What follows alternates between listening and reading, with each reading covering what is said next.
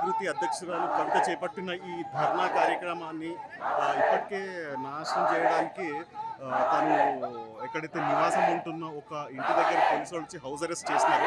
ఆ house arrest చేసిన తర్వాత కూడా కవిత గారు భయపడకుండా ఇక్కడ రెవెన్యూ అధికారుల ఆఫీస్ ముందరికి వచ్చేసి ధర్నా అయితే చేస్తున్నారు. ఈ ధర్నాని ఆపడానికి ఇక్కడ పోలీసులు, ఇక్కడ కాంగ్రెస్ యంత్రాంగం లాస్ట్కి ఇది ఫైర్ ఇంజన్ కూడా, ఫైర్ డిజాస్టర్ నుంచి ఫైర్ ఇంజన్ కూడా తెప్పించేసినారు. ఇది ఇది ఈ ధర్నాని వమ్ము చేయడానికి అని చెప్పేసి కాంగ్రెస్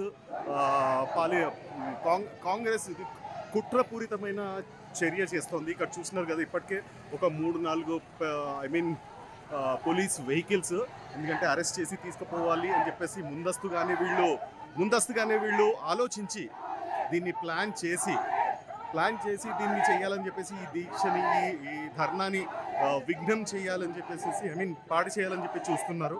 సో చూడొచ్చు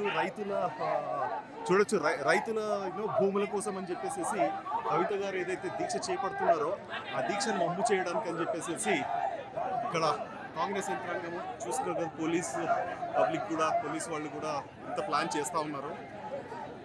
సో ఇది office of the revenue divisional officer Vikarabad district. చూసారు కదండి, ఇక్కడ పోలీస్ టీం మొత్తం పెట్టుకొని లోనికి రానివ్వకుండా